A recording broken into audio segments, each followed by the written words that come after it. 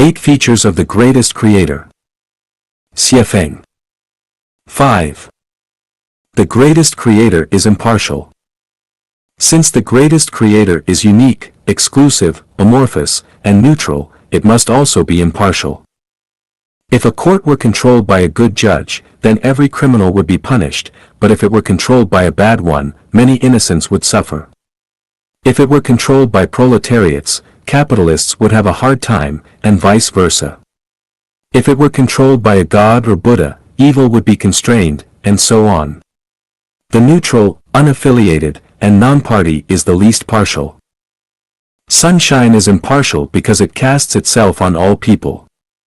The earth's air is breathed by both good and bad people.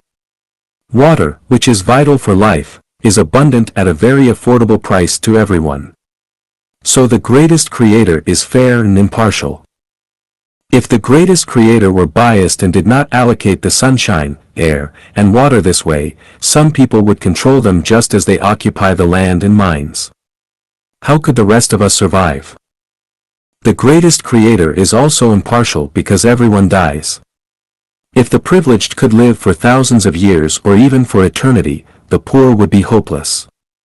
Thus, any thought or practice which hopes to give immortality to a certain fraction of the people is in conflict with the impartiality of the greatest creator and can never be realized. The human beings have tried to eliminate the diseases, such as cholera, typhoid, smallpox, plague and cancers, etc. It is really a naughty behavior causing trouble for the greatest creator. For each disease eliminated, the greatest creator has to generate a new disease to take its place, such as HIV/AIDS, SARS, special air molecules disease, etc.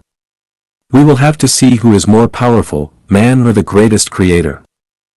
The reason is that the earth cannot sustain so many people if the greatest creator does not generate new diseases which kill some people. If all the people on the earth keep living forever, do we still have enough space to live? It is the same case with a pretty garden. If all the visitors stay inside and do not leave, how can the other visitors come in and enjoy? Is it fair for the latecomers if they are kept out? Some people are always hoping that the good people can get more than the evil people, and that the greatest creator should send the evil people to the hell. If the greatest creator fails to do so, it would be unfair. Such naive idea is simply the sentimental wish. Few people would think they themselves are evil or bad. But the fact is that all people are evil. Aren't you evil when you slaughter the animals and eat their meat?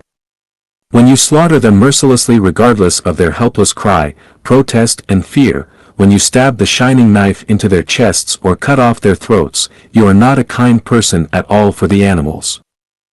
There is no difference between eating meat and slaughtering animals. Meat eating is the bad behavior itself. Why Buddhists would not eat meat? They are just avoiding recommitting sins to enter the higher level life space after death. All those eating meat are not good. Maybe some people think that it is sensible to slaughter the pig and eat its meat because the pig is raised by themselves. But is it really sensible? Does raising the pig justify slaughtering it? The kids are raised by their parents. Can they be, too? Does it really make sense? Notes: I talk about the issue of meat eating from the perspective of all life is equal and becoming Buddha. I am not opposed to eating meat. In fact, I am a meat eater, too. So I am not a good person. Refusing to eat meat is what good people will do. We advocate vegetarianism. But if all the people refuse to eat meat and become Buddha, it will break the life cycle. Human beings have their duties to live on the earth. They are part of the life chain. Without this part, the life of many spaces will not have carried on and end in extinction. There will be no hell, thus no heaven. There will be no mortal world, thus no fairy land. If all the people do not eat meat, get married, have babies, just like Buddhists do, there will not be the future generations. This is not what the greatest creator wants. By the way, it is absolutely right and promising to believe in Buddhism. But is it also justifiable not to get married and have babies? Is it in line with the intention of the greatest creator? If we look at the history of Buddhism, we will find that each time when the Buddhism is prosperous, there would be a devastating attack on it. Why? Why such an ancient religion can only maintain its survival without being disseminated across the whole world?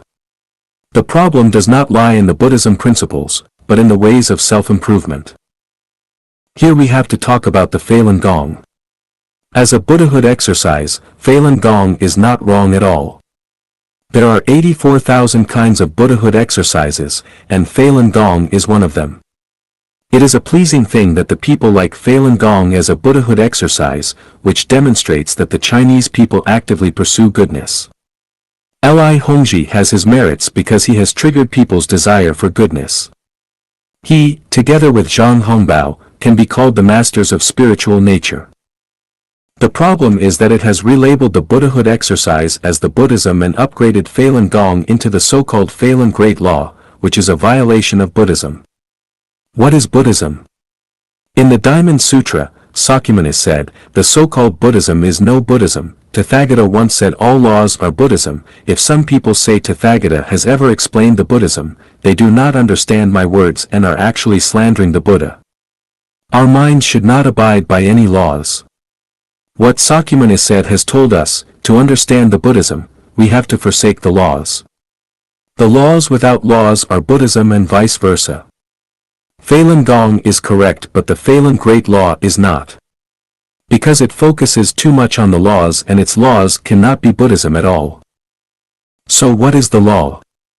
The law is the order or objective principle adopted by the greatest creator to govern the effective operation of the universe and life. The formula in physics, molecular formula in chemistry, the equation in math, the structural formula in biology, and the causal schema in life science are all laws. All laws are Buddhism and are designed and made by the greatest creator. When lecturing in LA of US in the afternoon of February 15, 2003, Master Li Hongzhi said, "So do you understand? All laws are made by me. All life in the prehistoric period was made by the laws without exception. The immeasurable and countless universe, space, and celestial bodies contain immeasurable and countless life, which are all generated by the laws. No life is positioned to comment on the laws. He has gone too far. The laws are created by the greatest creator. But Master Li said he has made the laws. So can we conclude that Li Hongzhi is the greatest creator or the greatest creator is Li Hongzhi? There is only one greatest creator in the world, either the one or Li Hongzhi. Let's presume Li Hongzhi is the greatest creator. Does Master Li have the 8 features of being unique and exclusive, amorphous, neutral, mysterious, impartial, merciful, supremely powerful and intelligent? Human beings can never overcome the greatest creator.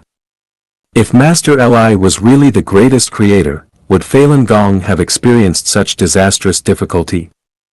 How could he claim himself as the greatest creator even when finding it difficult to survive on his own motherland? The greatest creator is amorphous, governing the whole universe and impossible to survive, with difficulty, on the earth in the form of human.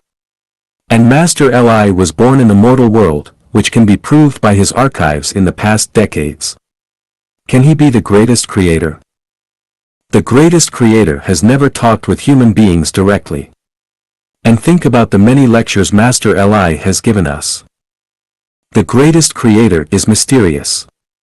And we know about everything about Master Li. Can he be the greatest creator? The greatest creator is omniscient. Is Master Li omniscient too? He might not be able to answer the questions of physics, chemistry, math, or biology for the senior high school students, not mention the questions raised by scientists. Can he be the greatest creator? Li Hongzhi is a master of spiritual nature, having his own distinctive understanding of the universe and life. But if he goes too far, he is sure to have problems. There are many wise men in the mortal world. Some live secluded, look like average, but they possess great capacity. Some people are slow, but they have superb wisdom. Some look normal and ignorant, but they are fully aware of the laws of the universe and the meaning of life. They hide their capacity, just as Tao is, but they are able to make great achievements at the critical time. All in all, the greatest creator is impartial. The success or failure of an individual, organization, or nation all rely on the balance of the greatest creator. It is only by forsaking ourselves that we can see the impartiality of the greatest creator. If we attempt to understand the greatest creator by focusing on our own preference, success, failure, gain and loss, then we will never find this impartiality, or even a shadow of it.